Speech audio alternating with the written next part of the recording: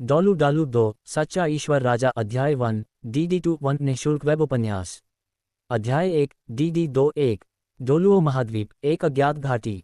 आकाश में रंग बिरंगे बादल तैर रहे थे जबकि जमीन पर तारामंडल तैर रहे थे। इन कंकालों से एक प्राचीन आदिम आह निकल रही थी, मानो वे प्रागैतिहासिक युग से आए थे। हालांकि केवल हड्डियां ही बच रही थीं, फिर भी इनमें से एक की महान और भव्य उपस्थिति स्पष्ट रूप से महसूस की जा सकती थी। वाह! अचानक घाटी की मछली में एक बच्चे के रोने की आवाज़ निकली। ध्वनि के स्रोत पर नौरंग की रोशनी की एक चमक सीधे आकाश में चली गई। पल भर में पूरी घाटी में राक्षस मच गया। आकाश में आकाशीय तारामंडल सभी रंगीन और रंग बिरंगे राक्षस के प्रकाश की ओर तेजी से बढ़ रहे थे। लाल, पीला, हरा, सियान, नीला, काला, सोना, हर रंग के बादल प्रकाश की ओर दौड़ रहे थे। घाटी में कलाकारी से तारामंडल अचानक अस्तित्व में आना। घाटी में धूमिल गति से गूंजती हुई ड्रैगन की दहाड़ें लहरों की तरह उठती और गिरती लहरें। घाटी के सबसे गहरे हिस्सों में 9 रंगों के प्रकाश का एक और चमकदार विस्फोट हुआ। 9 रंगों की रोशनी की दोनों चमक एक दूसरे पर प्रतिक्रिया करती हुई दिखाई देती है और धीरे धीरे और अधिक चमकदार होती जाती है। किसी को पता नहीं था कि कितना समय बीत गया। बस अचानक एक भिनभिनाहट की आवाज़ सुनाई दी। घाटी के ऊपर का स्थान फट गया, जिससे एक अंधकार में स्थान टूट गया। फिर चांदी की चमकदार चमक और चांदी की एक मूर्ति का स्मारक बाहर से निकला। चांदी की ऊपरी हवा में पेट्रोल रही थी। उनका सिल्वर रंग का गाउन था, उनका चेहरा सिल्वर रंग का घूंघट से ढका हुआ था और लंबे सिल्वर रंग के बाल उनकी कमर तक उभरे हुए थे। 9 मूल के प्रकाश की ओर से तेजी से बढ़ती हुई रोमानियाई पुरातन को देखते हुए उसके अंतर संबंध कुछ सी इधर उधर गायब हो गए। तुरंत ही 9 रंग की वह चमकती रोशनी वाली नज़र में आ गई। वह स्तब्ध रह गया। उसकी नीली आंखों में एक झलक दिखाई दी। उसने झट से अपना दाहिना हाथ आगे बढ़ाया। उसकी बर्फ जैसी जगहें, जैद जैसी उंगलियां बेदाग और ज्वालामुखी, एक साधारण सी निष्ठा से 9 पंथ की रोशनी उसके हाथ में आ गिरी। उसकी खूबसूरत आंखें सबसे पतली हो गईं। यह एक बच्चा था जो 1 महीने का भी नहीं था। अलौकिक लेकिन अति शक्तिशाली ऊर्जा को ही महसूस किया जाता है। घूंघट के नीचे उसके चेहरे पर अविश्वास और अनोखा आनंद का मिश्रण जुला भाव प्रकट हुआ। वह अपनी सहभागिता घाटी के सबसे गहरे हिस्सों की ओर कुहन, जहां अन्य नौजातियों की रोशनी टिमटिमा रही थी, मनो कुछ संदेश देने की कोशिश कर रही हो। उसके चेहरे पर दृढ़ता छा गई। उसकी आंखों में संकल्प स्पष्ट दिखाई दिया। नीचे राक्षसी कंकालों पर आखिरी नज़र के बाद उसके चेहरे पर उदासी की एक झलक दिखाई दी। उसकी आंखों में घृणा की झलक दिख रही थी। बच्चे को गोद लेने के लिए वह एक ही कदम में अंतरिक्ष में जाकर गायब हो गया। उनकी लुप्त होती ही ज्वालामुखी घाटी धीरे धीरे अपनी पूर्व शांति में लौटती है। स्वर्गदाव साम्राज्य स्टारडू 1 के पास एक दूरस्थ क्षेत्र में एक छोटा सा गोदाम था। अन्य प्रमुख शहरों और महानगरों के विपरीत ये रिजॉर्ट समृद्ध नहीं था।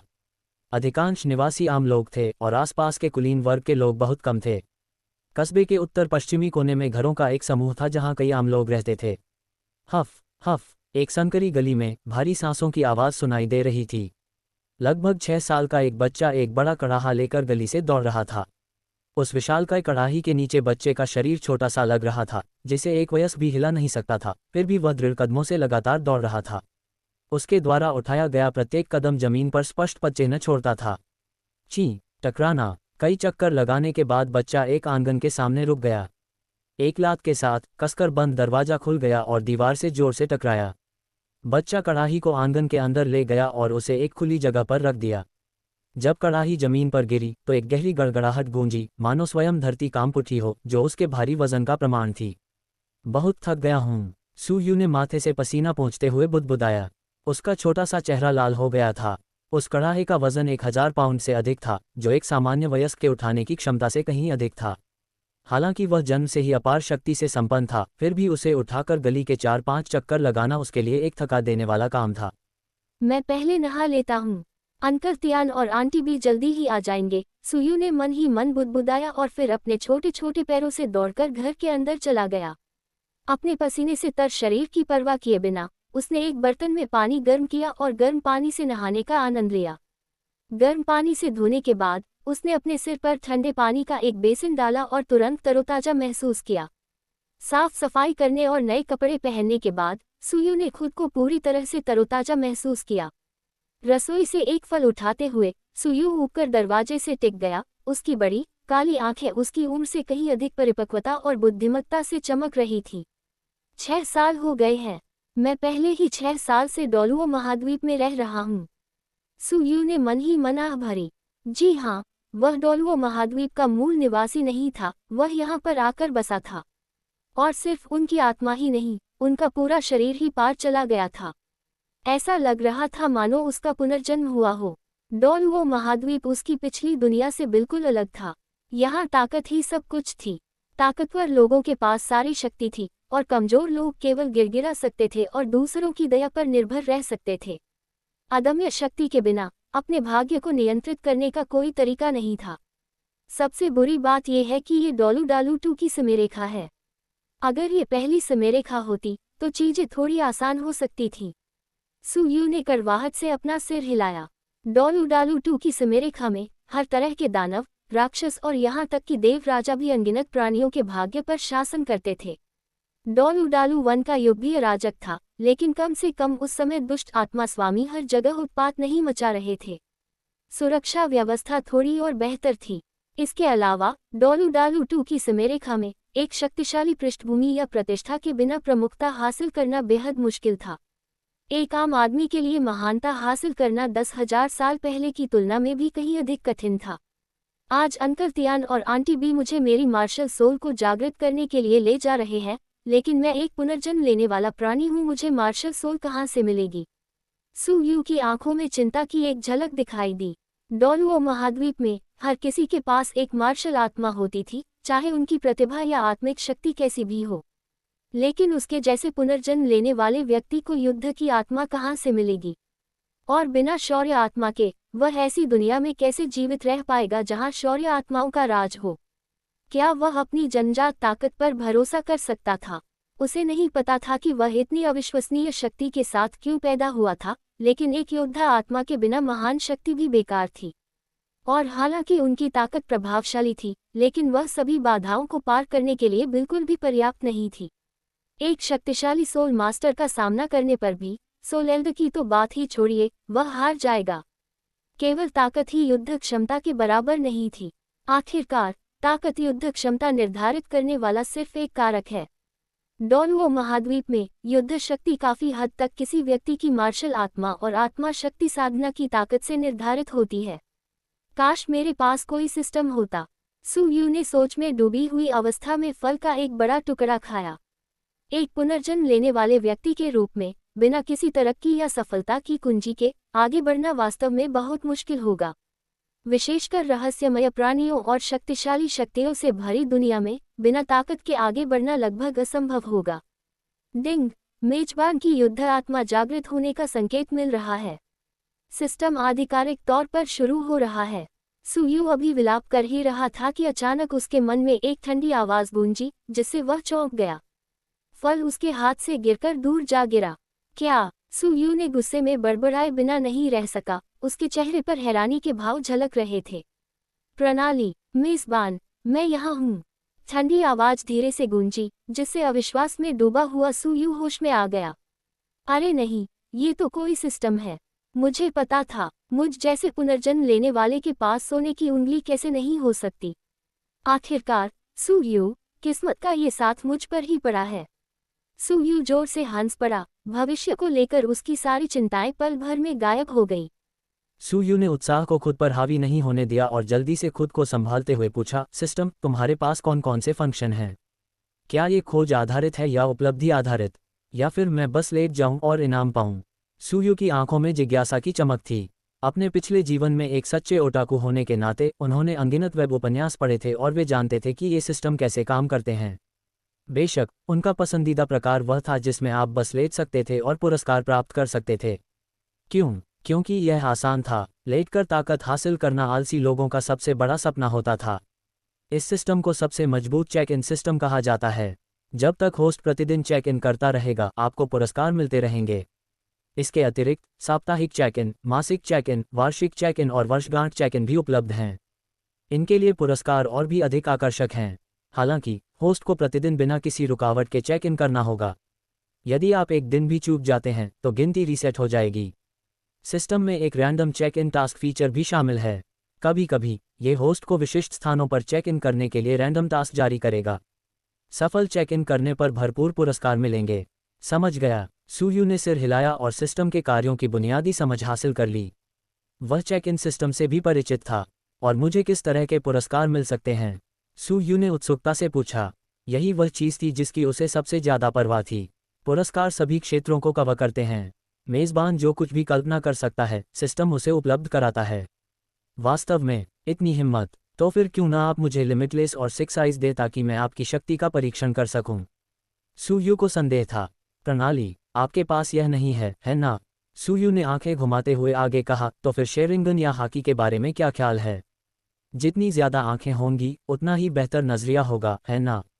प्रणाली, मेज़बान, क्या आपको लगता है कि ये चीज़ें डोलुओ महाद्वीप के लिए उपयुक्त हैं? सही है। डोलुओ महाद्वीप के लिए ये चीज़ें कुछ ज़्यादा ही अतिरंजित होंगी। आखिरकार, इस सापेक्षिक दुनिया में इस तरह की शक्ति का होना वास्तव में अत्यधिक हो सकता है। सोच विचार करने के बाद सुयू ने सिस्टम को चिढ़ाना बंद करने का फैसला किया। उसने मुस्कुराते हुए पूछा, सिस्टम, चूंकि तुम आधिकारिक तौर पर सक्रिय हो चुके हो, तो क्या मैं अब चेक इन करना शुरू कर सकता हूँ? आप कर सकते हैं। ठीक है, चलिए चेक इन करते हैं। डिंग, पहले चेक इन को सफलतापूर्वक पूरा करने के लिए मेज़बान को बधाई। पुरस्कार जारी किए जा रहे हैं। डिंग, मेजबान को सर्वोच्च देवता कला साधना तकनीक प्राप्त करने पर बधाई। डिंग, मेजबान को सुपर सैक्ट कार्ड प्राप्त करने पर बधाई।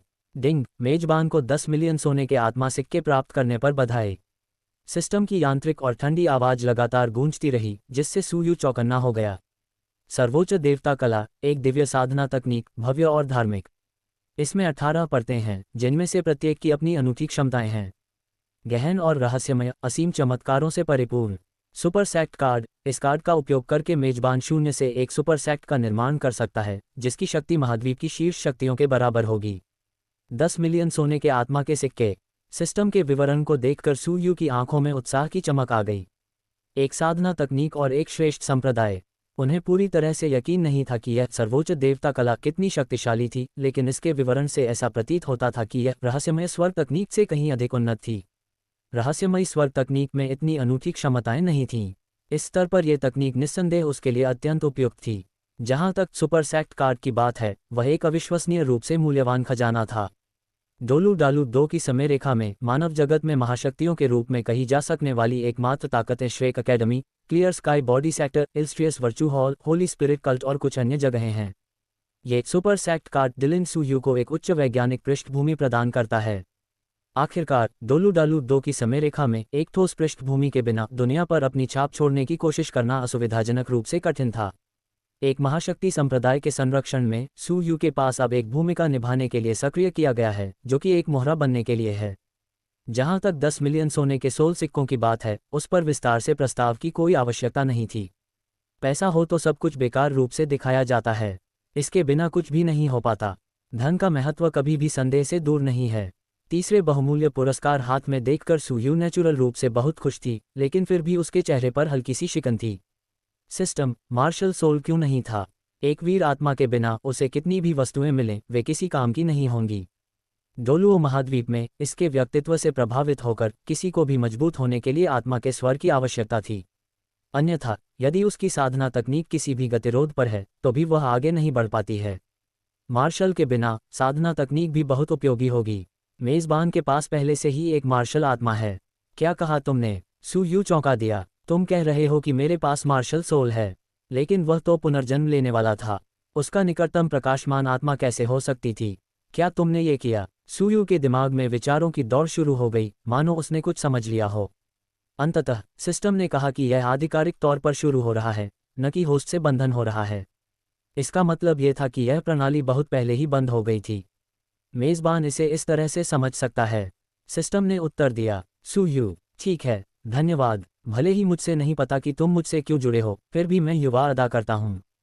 काफ़ी देर तक युद्ध के बाद सुयू ने गहरी सांस ली और बोली। वह कभी भी खुद को सिर्फ इसलिए खास नहीं बताती थी क्योंकि वह एक पुनर्जन्म लेने वाला व्यक्ति था। इस व्यवस्था के बिना उसकी पकड़ को मजबूत बनाना बेहद मुश्किल होगा, खासकर तब जब देवलोक के लोग उस पर नज़र रख रहे हों। इस व्यवस्था के बिना बड़ी उपलब्धियां हासिल करना लगभग नामुमकिन होगा। वह इस व्यवस्था के लिए वास्तव में किराए पर थे।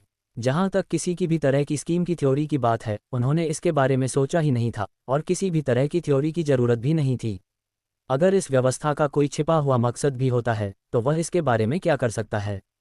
जिस चीज़ पर उसका कोई नियंत्रण नहीं था, उसके बारे में चिंता करने का कोई फायदा नहीं था। डॉलू डालू 2 सच्चा ईश्वर राजा अध्याय 2 DD22 निःशुल्क वेब उपन्यास अध्याय 2 DD22 सुयू की कृतज्ञता पर सिस्टम ने कोई प्रतिक्रिया नहीं दी। त्वचा खराब होने के कारण या किसी अन्य कारण से सिस्टम खराब हो गया। सुयू ने और जोरदार नहीं डाला और रसोई से एक और फल कंसल्टेंट खा लिया। उसकी साड़ी की चिंताएं दूर हो गईं और भव्य आभूषण दिख रहा था, इसलिए वह बहुत खुश थी। उसके हाथ में जो फल आया उसे बहुत मीठा लगा। इसी दौरान सुयू ने सिस्टम से अपना पुरस्कार प्राप्त किया और सर्वोच्च देवता कला को बढ़ावा देना शुरू किया। जब उसने इसे पढ़ना शुरू किया तो वह पूरी तरह से स्थिर रह गया। ये साधना तकनीक सुयू की कल्पना से कहीं अधिक शक्तिशाली थी।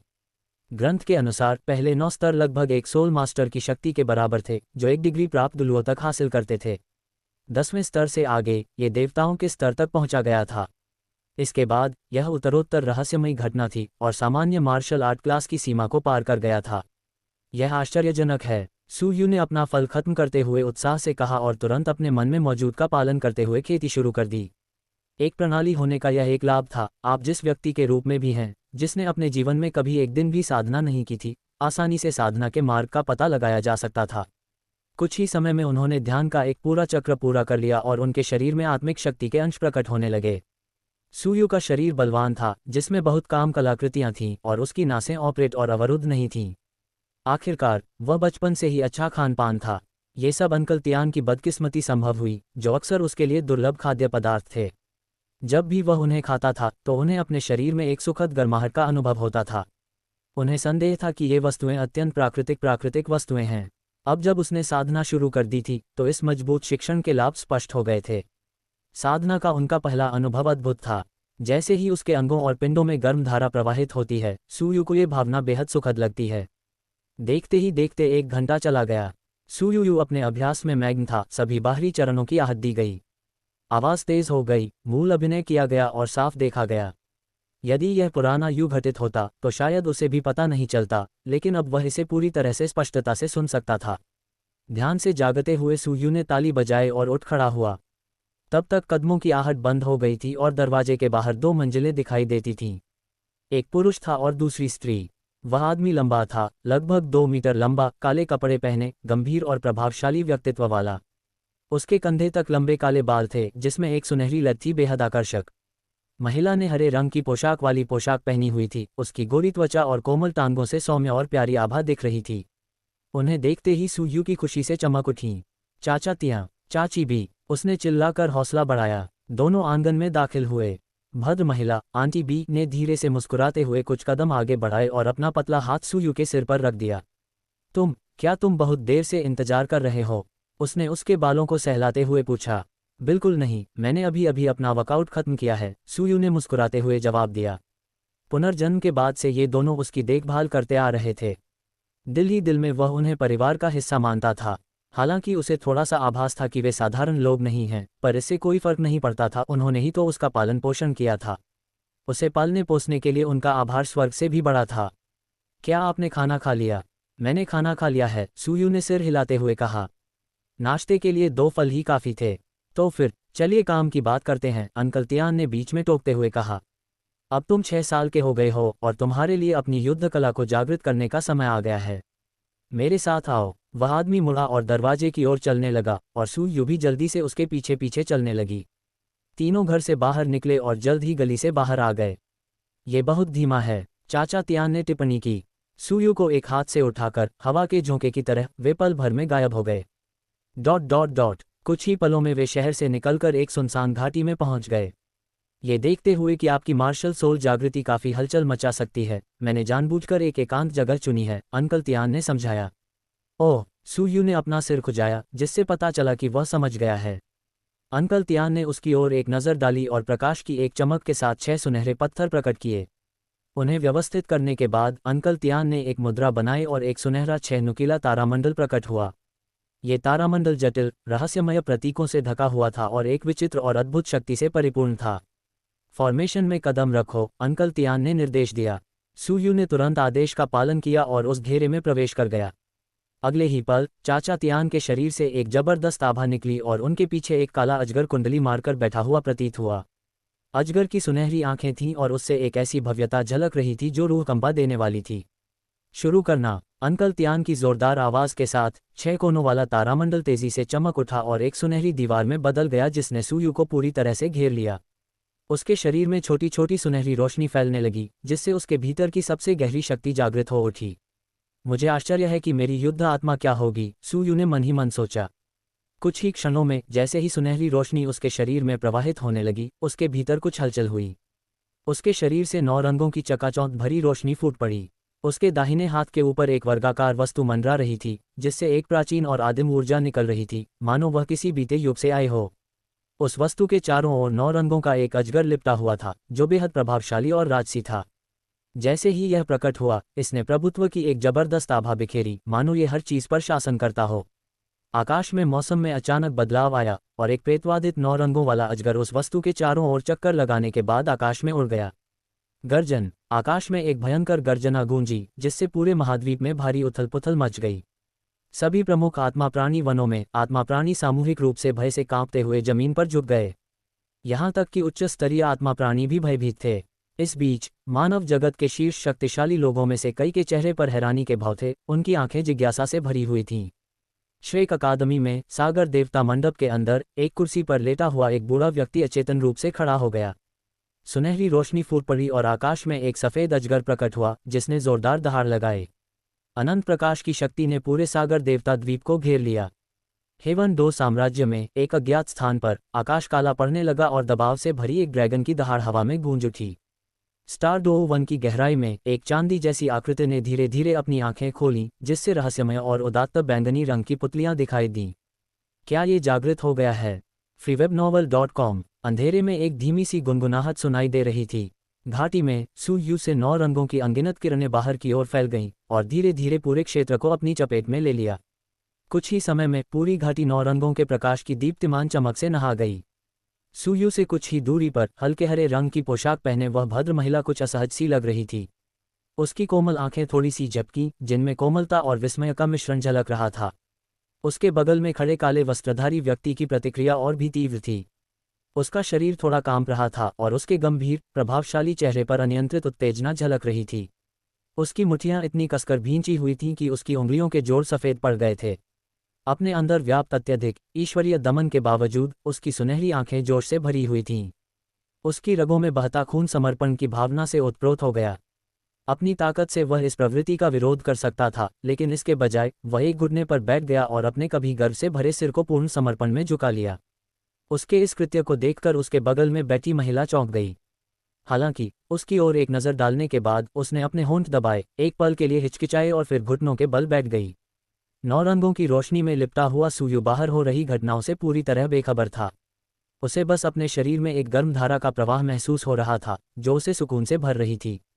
पहले जब वह सर्वोच्च देवता कला का अभ्यास कर रहा था तब उसकी आत्मिक शक्ति बहुत कम थी, लेकिन अब ऐसा लग रहा था मानो वह आत्मिक शक्ति एक प्रचंड धारा में बदल गई हो जिससे उसे प्रचुरता का एहसास हो रहा था। उसे एक अवरोध भी महसूस हो रहा था, कोई चीज उसे रोक रही थी, लेकिन लाख कोशिश करने के बावजूद भी वह उसे पार नहीं कर पा रहा था। क्या ये सहज आत्मिक शक्ति मेरी युद्ध आत्मा द्वारा लाई गई है? क्या ये सहज पूर्ण आत्मिक शक्ति हो सकती है? सुयू चुपचाप सोचने लगी। जैसे ही उसकी मार्शल आत्मा पूरी तरह जागृत हुई, आकाश और पृथ्वी पर हो रही विचित्र घटनाएं धीरे धीरे शांत हो गईं। सुयू के दाहिने हाथ के ऊपर मंडरा रही वर्गाकार वस्तु ने अंततः अपना वास्तविक रूप प्रकट किया। ये लगभग 15 सेंटीमीटर चौड़ा और उतनी ही ऊंचाई का था। वस्तु सुनहरे रंग की थी और उसमें 9 रंगों का मिश्रण था और उसकी सतह पर 9 रंगों वाले अजगर की जटिल नक्काशी की गई थी। इसे देखते ही व्यक्ति में सर्वोपरि प्रभुत्व का आभास होता था, महान, रहस्यमय, प्राचीन, राजसी और पवित्र। यह कोई साधारण वस्तु नहीं थी। वस्तु के चारों ओर अजगरों की कल्पित आकृतियां लिपटी हुई थीं और 9 रंगों की रोशनी ने एक चकाचौंध भरा प्रभामंडल बना दिया था। ये देखकर सुयू दंग रह गया। क्या ये सील नहीं है? मुहर सत्ता का प्रतीक थी, सदियों से चली आ रही कुलीनता का चिन्ह थी। एक शक्तिशाली मुहर पूरे राष्ट्र के भाग्य को भी नियंत्रित कर सकती थी। और सुयू के हाथ में जो मुहर थी वह कोई साधारण वस्तु नहीं थी। 9 रंगों वाले ड्रैगन की छाया लगातार सुयू के मन को झकझोर रही थी। ऐसा लग रहा था मानो इसका बहुत गहरा प्रभाव हो। 9 रंग, एक ड्रैगन और अपार गरिमा, वाह! आखिरकार सुयू एक पुनर्जन्म लेने वाला प्राणी था, और कुछ चीजें ऐसी थी जिनका वह आसानी से अनुमान लगा सकता था। ये चीज काफी असाधारण है, लेकिन मुझे ऐसा क्यों लग रहा है कि कुछ कमी है। सुयू ने भौहें चढ़ा ली, उसे ये बात समझ नहीं आ रही थी। उसकी युद्धप्रिय आत्मा जागृत हो चुकी थी, लेकिन फिर भी उसे यह महसूस हो रहा था कि कुछ अधूरा रह गया है। इसके अलावा एक रहस्यमय अनुभूति उसे उत्तर की ओर जाने के लिए प्रेरित कर रही थी। जिज्ञासा की भावना बढ़ने के साथ सुयू सुरक्षा घेरे से बाहर निकल आया। सुरक्षा घेरे के हटने से उसका दृश्य अवरुद्ध नहीं हुआ, इसलिए सुयू ने तुरंत दो लोगों को एक घुटने पर बैठे हुए देखा। चाचा तियान, चाची बी, आप लोग क्या कर रहे हैं? सुयू उन्हें उठाने के इरादे से तेजी से आगे बढ़ी, लेकिन उसी क्षण काले वस्त्र पहने वह व्यक्ति स्वयं खड़ा हो गया। सुयू केवल अपना हाथ बढ़ाकर उस महिला को उठने में मदद कर सकी। सुयू के कोई भी सवाल पूछने से पहले ही चाचा तियान ने कहा, मुझे तुम्हारी युद्ध क्षमता देखने दो। सुयू ने तुरंत अपना दाहिना हाथ आगे बढ़ाया। उसकी हथेली में वर्गाकार मुहर से एक शानदार चमक निकल रही थी। अंकल तियान ने उसे छूने के लिए हाथ बढ़ाया, लेकिन जैसे ही उनका हाथ पास पहुंचा, उन्हें कुछ याद आया और उन्होंने तुरंत अपना हाथ पीछे खींच लिया। उनकी प्रभावशाली सुनहरी आंखें 9 रंगों की मुहर पर टिक गईं, उनका शरीर थोड़ा कांप रहा था और वे बुदबुदाए, ड्रैगन देवता की शक्ति। जैसा कि उम्मीद थी, हालांकि उसकी आवाज धीमी थी, वे तीनों पास ही खड़े थे, और सुयू अपनी तीव्र इंद्रियों के कारण इसे महसूस किए बिना नहीं रह सका। सुयू की गहरी आंखों में एक चमक कौंधी और उसने मन ही मन सोचा, जैसा कि उम्मीद थी। चाचा तियान, क्या आप जानते हैं कि यह मार्शल सोल क्या है? सुयू ने अपना सिर खुजाते हुए पूछा। यह मार्शल सोल पहले कभी नहीं देखा गया था। चलिए इसे ड्रैगन गॉड सील कहते हैं, अंकल तियान ने कुछ पल चुप रहने के बाद आह भरते हुए कहा। ड्रैगन गॉड सील, है ना? सुनने में काफी अच्छा लगता है, सुयू ने मुस्कुराते हुए कहा। बच्चे, अपनी आत्मिक शक्ति का परीक्षण करो, उस महिला ने मुस्कुराते हुए सुझाव दिया। ठीक है, आंटी बी, सुयू ने उत्साहपूर्वक जवाब दिया। उसने अपना दाहिना हाथ उसके द्वारा बढ़ाए गए क्रिस्टल बॉल पर रखा, और तुरंत ही पूरा बॉल एक चकाचौंध भरी रोशनी से जगमगा उठा। स्वाभाविक पूर्ण आत्मिक शक्ति, उस भद्र महिला ने खुशी से अपनी सुंदर आंखों में चमक के साथ कहा। तो क्या ये जन्मजात पूर्ण आत्मिक शक्ति है? सुयू मुस्कुराए, स्पष्ट रूप से संतुष्ट दिख रही थी। हम जन्मजात पूर्ण आत्मिक शक्ति, ये तो कुछ भी नहीं है। अगर ऐसा न होता तो। काले वस्त्र पहने व्यक्ति ने नाक सिकुड़ी, लेकिन बीच वाक्य में ही रुक गया। उसके हावभाव से ऐसा लग रहा था मानो वह तथाकथित जन्मजात पूर्ण आत्मिक शक्ति को बिल्कुल भी महत्व नहीं दे रहा था, मानो इस मार्शल आत्मा में इससे भी अधिक क्षमता होनी चाहिए थी। लेकिन सुयू की जिज्ञासु निगाहों के सामने उसने बोलना जारी नहीं रखा। इसके बजाय उसने विषय बदल दिया। चूंकि आप में जन्मजात पूर्ण आत्मिक शक्ति है, इसलिए हमें आपके लिए उपयुक्त आत्मा की अंगूठी प्राप्त करने के लिए स्टार 2-1 की ओर चलना चाहिए। लेकिन अंकल तियान, मुझे लगता है कि मेरे अंदर एक और मार्शल सोल है, सुयू ने अपना सिर खुजाते हुए कहा। क्या कहा आपने? वह महिला स्तब्ध रह गई, और अंकल तियान अविश्वास से चिल्ला उठे। यह असंभव है। ड्रैगन गॉड सील के साथ कौन सी मार्शल आत्मा विद्यमान हो सकती है? यह असंभव है। अंकल तियान का चेहरा अविश्वास से भरा हुआ था, मानो सुयू ने जो कहा वह बिल्कुल अकल्पनीय था। लेकिन मुझे यह अस्पष्ट सी अनुभूति है कि मेरे अंदर एक और मार्शल आत्मा है, सुयू ने धीरे से कहा। कुछ अधूरा रह जाने का वह एहसास इतना स्पष्ट था कि उसे नज़रअंदाज नहीं किया जा सकता था। और उत्तर की ओर जाने की रहस्यमयी इच्छा लगातार प्रबल होती जा रही थी। ऐसा नहीं होना चाहिए। तुम्हारी दूसरी मार्शल सोल क्या है? अंकल तियान ने गहरी भौहें चढ़ाते हुए पूछा। स्पष्ट रूप से वे असमंजस में थे। ये घटना उनकी अपेक्षाओं से कहीं अधिक अप्रत्याशित थी। मुझे नहीं पता, लेकिन मेरे मन में एक आवाज़ है जो मुझे उत्तर की ओर जाने के लिए उकसा रही है, सुयू ने ईमानदारी से जवाब दिया। उत्तर की ओर चलें। अंकल तियान का माथा और भी सिकुड़ गया। हालात पल पल और भी अजीब होते जा रहे थे। हालांकि उन्हें सुयू पर कोई शक नहीं था। इसके बजाय उन्होंने महिला की ओर मुड़कर कहा, बीजी, यहीं रुको। मैं यू एयर को लेकर उत्तर की ओर जांच करने जाता हूँ। ठीक है, बीजी ने जवाब दिया और फिर चली गई। उसी क्षण चाचा तियान ने सुयू को अपनी बाहों में उठाया और बिजली की गति से स्वर्ग 2 साम्राज्य के उत्तरी क्षेत्रों की ओर दौड़ पड़े। चाचा तियान की गति अविश्वसनीय थी, इतनी तेज कि सुयू आसपास का नज़ारा भी ठीक से नहीं देख पा रही थी। सब कुछ धुंध में तब्दील हो गया, मानो उनकी ज़बरदस्त गति ने सब कुछ मिटा दिया हो। बाहर तेज हवा जोर से चल रही थी, कानों में गड़गड़ाहट की आवाज़ गूंज रही थी। इतनी तेज हवा ठोस लोहे को भी चीर सकती थी। फिर भी चाचा तियान की बाहों में सिमटी सुयू को जरा भी तकलीफ नहीं हो रही थी। डोलू डालू 2 सच्चा ईश्वर राजा अध्याय 3 DD2 3 निःशुल्क वेब उपन्यास अध्याय 3 DD2 3 अंकल तियान की ताकत सचमुच भयानक थी। ड्रैगन गॉड सील, मेरे पास ड्रैगन गॉड की शक्ति है, इसीलिए तो अंकल तियान और आंटी बी ने बचपन से ही मेरा इतना ख्याल रखा है। सुयू ने अंकल तियान की बाहों में सिमटते हुए सोचा, उसका मन विचारों से भरा हुआ था। अंकल तियान, आंटी बी, सुनहरी आंखें और हरी पोशाक, ये दोनों ही असाधारण रूप से शक्तिशाली प्राणी थे। इन सभी स्पष्ट सुरागों के बावजूद अगर वह अभी भी उनकी पहचान का अनुमान नहीं लगा सकता है तो बेहतर होगा कि वह एक रस्सी ढूंढे और खुद को फांसी लगा ले। सुयू को ये बात बहुत पहले ही समझ आ गई थी, लेकिन वह हमेशा थोड़ा उलझन में रहता था। वह तो बस एक इंसान था, और वो भी पुनर्जन्म लेने वाला प्राणी। इन दोनों का उसके साथ इतना अच्छा व्यवहार करने का कोई कारण नहीं था। उसने अपने जीवन भर तरह तरह की दुर्लभ और कीमती चीजें खाई थीं। लेकिन आज जब उसकी युद्ध शक्ति जागृत हुई तो उसे अचानक समझ आया कि ऐसा क्यों था। शायद सब कुछ उसके भीतर मौजूद ड्रैगन देवता की शक्ति से जुड़ा हुआ था। सटीक विवरण तो वह नहीं बता सका, लेकिन संभवतः ये प्रणाली से संबंधित था। ड्रैगन गॉड की शक्ति, लगता है अब से मेरा जीवन शांतिपूर्ण नहीं रहेगा, सुयू ने मन ही मन सोचा। इतनी शक्ति के साथ उसका भविष्य उतार चढ़ाव से भरा होना तय था। शांत जीवन जीना शायद असंभव होगा, लेकिन यह ठीक था। वह यहाँ केवल शांतिपूर्ण जीवन जीने के लिए नहीं आया था। जब उसके पास कोई संसाधन नहीं थे तो वह केवल छिपकर रह सकता था, लेकिन अब व्यवस्था की मदद से भला उसमें महत्वाकांक्षा क्यों न हो। दुनिया पर राज करने की शक्ति के साथ विलासिता का आनंद कौन नहीं लेना चाहेगा। भला वह भाग्य की धारा को नियंत्रित करने वाला एक अद्वितीय शक्तिशाली व्यक्ति क्यों न बनना चाहेगा। सिस्टम, क्या आपके पास किसी प्रकार का स्टेटस पैनल या ऐसा कुछ है? जी हाँ, मेजबान, तो फिर इसे खोलिए। डिंग, होस्ट का स्टेटस पैनल इस प्रकार है। मेजबान, सुयू, आयु 6, martial soul, dragon god seal, अभी तक जागृत नहीं। स्तर 1O, जनजातपूर्ण आत्मिक शक्ति, मानसिक शक्ति 372, आध्यात्मिक संबंध क्षेत्र, भाग्य, अनंत नियति का वाहक, साधना तकनीक, सर्वोच्च देवता कला, सोल रिंग्स, कोई नहीं। आत्मा की हड्डियां, कोई नहीं। कौशल, कोई नहीं। आइटम, कोई नहीं। Bold soul coins 10 million. स्थिति, शुरुआती सुरक्षा के अंतर्गत। ये एक बहुत ही साधारण पैनल था, लेकिन चूंकि उसने अभी अभी काम शुरू किया था इसलिए ये सामान्य था। न कोई आत्मा की अंगूठी, न कोई आत्मा की हड्डी, न कोई कौशल, न कोई वस्तु। 4 सुयू ने पैनल को देखते हुए व्यंग्यात्मक मुस्कान के साथ मन ही मन सोचा, अरे मेरी मानसिक शक्ति इतनी अधिक क्यों है।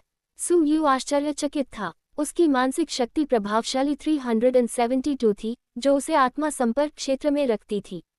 मानसिक शक्ति को सामान्यतः आत्मा उत्पत्ति क्षेत्र, आत्मा संपर्क क्षेत्र, आत्मा सागर क्षेत्र, आत्मा रसातल क्षेत्र, आत्मा क्षेत्र और सामान्य दिव्य उत्पत्ति क्षेत्र में वर्गीकृत किया जाता है।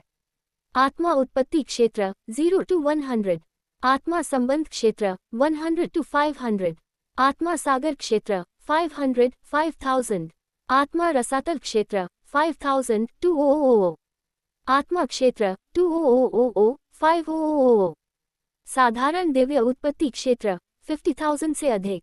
सामान्यतः मनुष्य आध्यात्मिक उत्पत्ति क्षेत्र में मानसिक शक्ति के साथ जन्म लेते थे। यहाँ तक कि आत्मा के स्वामी और महागुरुओं के पास भी आमतौर पर आध्यात्मिक उत्पत्ति क्षेत्र के आसपास की मानसिक शक्ति होती थी। केवल आत्मा के वृहद पद तक पहुँचने पर ही उनमें आध्यात्मिक संबंध क्षेत्र की मानसिक शक्ति प्राप्त करने की क्षमता होती थी। उदाहरण के लिए, डोलुओ महाद्वीप श्रृंखला में तांग वुलिन की मानसिक शक्ति केवल 38 थी जब उसने अपनी पहली आत्मा की अंगूठी प्राप्त की थी, जो आत्मा उत्पत्ति क्षेत्र में थी। लेकिन सुयू की मानसिक शक्ति 372 जितनी उच्च थी, जो लगभग आत्मा संबंध क्षेत्र के उच्च स्तरों तक पहुंचती थी। ये मानसिक शक्ति आमतौर पर आत्मा पूर्वजों या आत्मा राजाओं में पाई जाती है। अविश्वसनीय। मेरे पास न केवल जन्मजात दैवीय शक्ति है, जिससे एक साधारण थप्पड़ से ही कई हजार से लेकर लगभग 10,000 किलोग्राम तक का बल उत्पन्न किया जा सकता है, बल्कि मेरी मानसिक शक्ति भी इतनी उच्च है। यह महज संयोग नहीं हो सकता, सुयू ने सोचा, और उसे आश्चर्य हुआ कि क्या उसके साथ कुछ अज्ञात घटित हुआ है। शायद उसे किसी ऐसे भाग्य का लाभ मिला हो जिसके बारे में उसे पता भी न हो। अन्यथा उसकी वर्तमान स्थिति का कोई स्पष्टीकरण नहीं था। इन सवालों को मन में लिए हुए उसने पैनल का निरीक्षण करना जारी रखा। जब उसने अपने भाग्य से संबंधित भाग देखा तो वह स्तब्ध रह गया। अनंत नियति का वाहक, यह क्या है? अंततः वह सिस्टम से पूछे बिना नहीं रह सका। अनंत नियति का वाहक होने का अर्थ है कि मेजबान को असीम नियति का आशीर्वाद प्राप्त है। तो क्या इसका मतलब यह है कि मैं किसी तरह का चुना हुआ व्यक्ति हूँ, नियति का बच्चा हूँ, या एक योग का अवतार हूँ? ओपनिंग स्क्वायर ब्रैकेट ... करीब करीब। तो क्या मैं इसे इस तरह समझ सकता हूँ कि मैं इस समय डोलुओ महाद्वीप में विश्व का बच्चा हूँ? तुम कर सकते हो। तो फिर हुआ युहाओ का क्या? क्या उसे नियति का पुत्र नहीं माना जाता? सू यू ने पूछा। अब मेजबान ही मुख्य उम्मीदवार है। हुओ युहाओ को दरकिनार कर दिया गया है। तो मैंने वह पद ले लिया जो हुआ युहाओ के लिए था, और अब वह मेरे बाद रैंक पर है। बहुत ज़्यादा। कुछ देर रुकने के बाद सिस्टम की यांत्रिक आवाज़ ने जवाब दिया। तो मैंने हुआ युहाओ की भूमिका संभाल ली है, जिसका मतलब है कि हुआ द चीट अब सू द चीट बन जाएगा। सू यू खुद ही हंसने लगा, लेकिन हंसते हंसते अचानक उसके मन में एक विचार आया और उसका चेहरा एकदम बदल गया। हुओ युहाओ को मूल रूप से एक विशेष देवराज ने निशाना बनाया था। अब जब मैंने उसकी जगह ले ली है, तो क्या इसका मतलब यह नहीं है कि अब मैं उस देवराज का निशाना बनूंगा? अरे नहीं, तांग सान मेरे पीछे आ रहा है और मुझे अपनी बेटी देने वाला है। सू यू के चेहरे पर हैरानी के भाव आ गए। किसी देवराज द्वारा निशाना बनाया जाना कोई अच्छी बात नहीं थी। मूल कहानी में हुआ युहाओ का काफ़ी बुरा हाल हुआ था। एक देवराज ने उसे लगातार परेशान किया और अंत में उसे वश में कर लिया। तो क्या अब सू यू को भी उसी तरह परेशान किया जाएगा? धत्तेरी की। सू यू के दिल में बेचैनी उमड़ पड़ी। वह इस तरह से खिलवाड़ नहीं करवाना चाहता था। मेज़बान को चिंता करने की ज़रूरत नहीं है। फिलहाल आप शुरुआती सुरक्षा के अंतर्गत हैं, जिसका अर्थ है कि ईश्वर लोक में कोई भी आपको या आपसे संबंधित किसी भी चीज़ का पता नहीं लगा सकता है। सिस्टम ने अपनी प्रतिक्रिया दी। शुरुआती सुरक्षा के तहत सू यू ने राहत की सांस ली। ऐसा नहीं था कि वह देवराज से डरता था, बल्कि वह इस समय बहुत कमज़ोर था। अगर उसे ताकतवर बनने के लिए पर्याप्त समय मिल जाता तो डरने की कोई बात नहीं होती। शुरुआती सुरक्षा अवधि कितने समय तक चलती है? सू यू ने महत्वपूर्ण प्रश्न पूछा। लगभग 5 वर्ष। सू यू, 5 साल काफ़ी नहीं हैं। ये बहुत कम समय है। सू यू ने मन ही मन बुदबुदाया। लगता है मुझे अभी से तैयारी शुरू करनी होगी। जैसे जैसे वह इस बारे में सोचने लगा, मूल कहानी की यादें उसके मन में उभरने लगीं। उसे याद आने लगा कि मूल कथानक में हुआ युहाओ के साथ किस तरह खिलवाड़ किया गया था। उसे उन अनुभवों से सबक लेना था। सू यू गहरी सोच में डूबा हुआ था। तभी चाचा तियान उसे स्वर्ग 2 साम्राज्य के उत्तरी क्षेत्रों में ले आए थे। जैसे जैसे वे उत्तरी सीमाओं के करीब पहुंचते गए, तापमान गिरने लगा। ठंडी हवा चारों ओर फैल गई और उनकी सांसों से उठने वाली सफ़ेद धुंध पल भर में पाले में बदल गई, जिससे पता चल रहा था कि कितनी ठंड थी। इसी क्षण अंकल तियान रुक गए और उन्होंने आत्मा शक्ति की सुरक्षात्मक परत हटा दी। अंकल तियान की सुरक्षा के बिना ठंडी हवा सू यू से टकराए और वह कांप उठा। उफ, कितनी ठंड है! सू यू ने अपने हाथों को आपस में रगड़ा। उसने अब भी केवल एक ही परत के कपड़े पहने हुए थे, लेकिन यहाँ का तापमान 0 से काफ़ी नीचे था। ठंडी हवा चुभ रही थी, मानो उसके शरीर को चीर रही हो। क्या आपको अभी तक कुछ महसूस हुआ? अंकल तियान ने सू यू की ओर देखते हुए पूछा। हमें उत्तर की ओर बढ़ते रहना होगा। सू यू ने अपने मन में उत्पन्न हुई अनुभूति के आधार पर उत्तर दिया। अंकल तियान ने भौहें चढ़ाईं।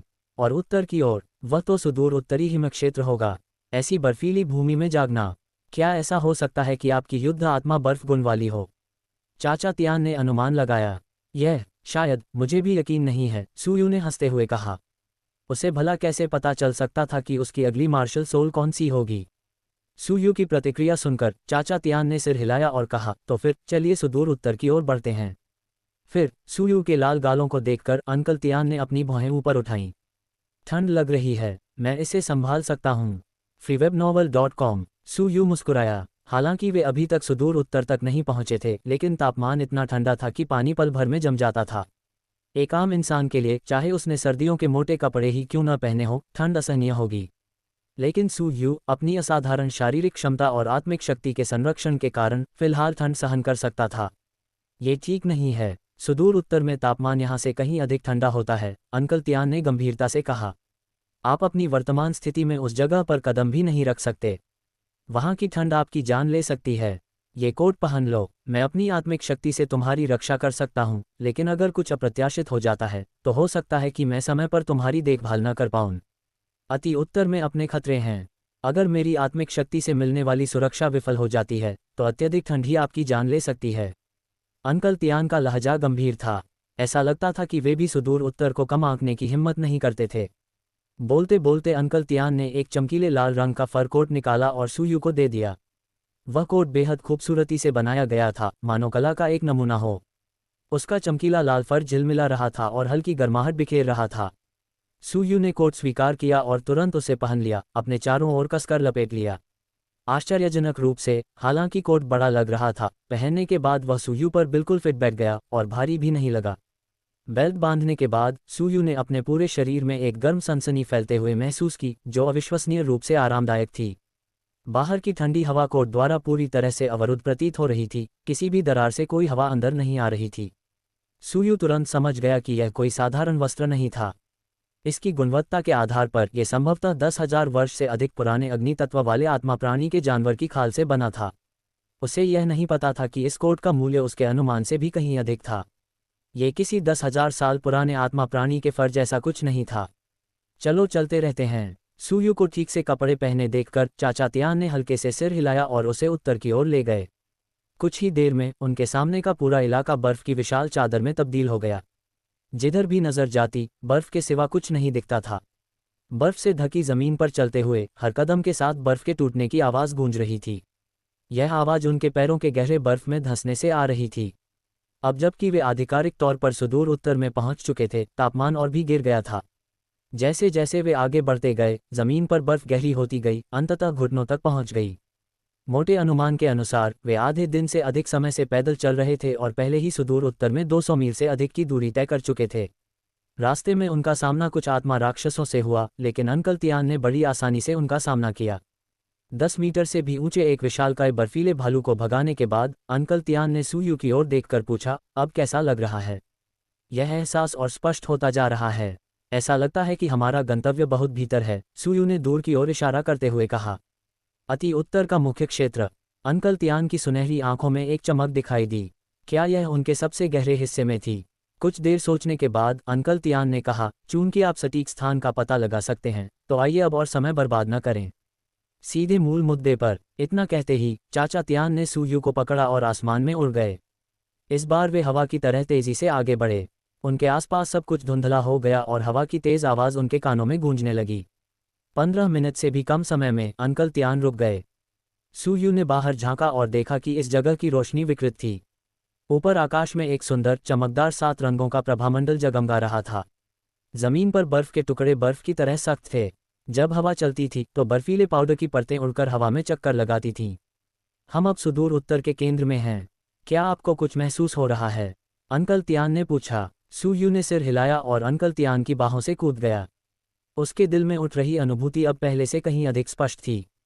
अचानक एक प्रेरणा से प्रेरित होकर सुयू ने अपना सिर उठाकर आकाश की ओर देखा।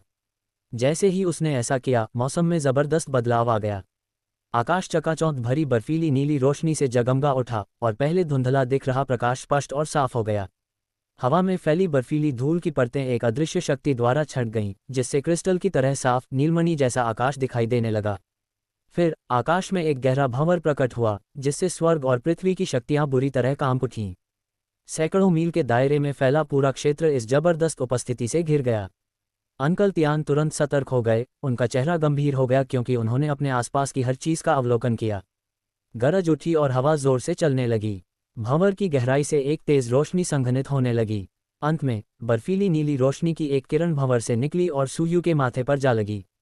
बर्फीले नीले प्रकाश की एक किरण ने सुयू के माथे को आकाश से जोड़ दिया, जिससे धरती और आकाश आपस में जुड़ गए। एक शक्तिशाली चुंबकीय क्षेत्र उत्पन्न हुआ और सैकड़ों मीटर के दायरे में फैली एक बर्फीली नीली बाधा ने सुयू को घेर लिया। उस बल के कारण अंकल तियान भी पीछे हट गए। उस सर्वोच्च ईश्वरीय दबाव ने अंकल तियान के चेहरे के भावों को बदल दिया। दुनिया की इच्छा, ये कैसे संभव है? चाचा तियान ने बुदबुदाते हुए कहा। इस दुनिया में कुछ ही शक्तियां ऐसी थीं जो उन्हें भी भयभीत कर सकती थीं, लेकिन अभी जो दिव्य शक्ति प्रकट हुई, उसके सामने उन्हें भी नतमस्तक होना पड़ा। ये किसी व्यक्ति विशेष की शक्ति नहीं थी, ये तो स्वयं विश्व की सच्ची शक्ति थी। ये शक्ति डोलुओ महाद्वीप के विश्व की ही थी। ये हो सकता है। अपने सामने के भव्य दृश्य को देखते हुए अंकल तियान की आंखें चमक उठीं और उन्होंने मन ही मन कुछ अनुमान लगाए। अचानक अंकल तियान ने भौहें चढ़ाकर आगे देखा।